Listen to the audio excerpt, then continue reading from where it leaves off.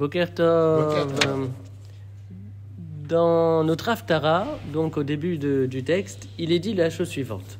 Vayas Yehoash hayashar be'enei Hashem kol yamav. Vayas Yehoash, le roi Yehoash, fit hayashar, le droit, be'enei Hashem, aux yeux de Hashem, kol yamav, tous ses jours. Asher horaou Yehoyada à Cohen, cette droiture-là que lui avait enseignée Yehoyada à Cohen, avec lequel le roi avait grandi. Le texte dit donc que Yehoash a accompli Yachar, ce qui était droit, Be'enei Hashem, aux yeux de Dieu. Accomplir le droit aux yeux de Dieu, Be'enei Hashem. Ça, c'est le pshat, c'est le sens littéral. Il y a un deuxième sens caché, c'est que ce roi Yehoash fit le bien, Be'enei Hashem, cela veut dire grâce à la conscience qu'il avait d'avoir posé sur lui le regard de Hashem.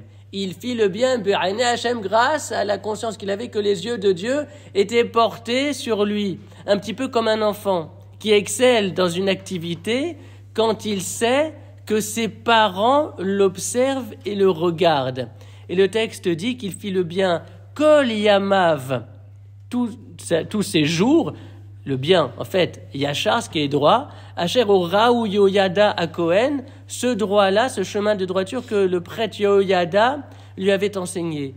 Yehoyada veut dire littéralement Hachem sait. C'est-à-dire que le roi savait que Hachem savait. Ça, c'est un premier point. Le deuxième point concernant ce verset, c'est qu'il est dit que Yehoash a accompli ce qui était droit, Kol Yamav, tous ses jours.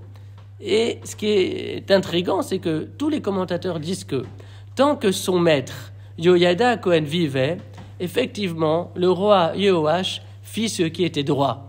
Mais à partir du moment où Yehoyada, le prêtre, a disparu, eh bien, Yehoash prit un chemin différent de celui qui avait été le sien jusqu'à présent.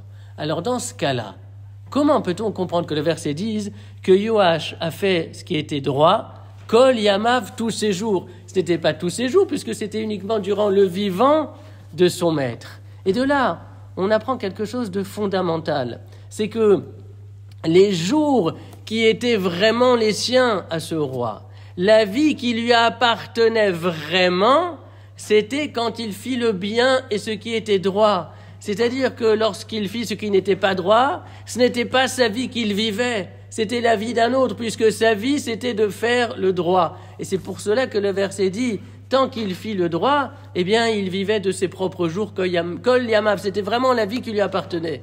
À partir du moment où il a choisi un autre chemin, ce n'était plus sa vie qu'il vivait. Zach.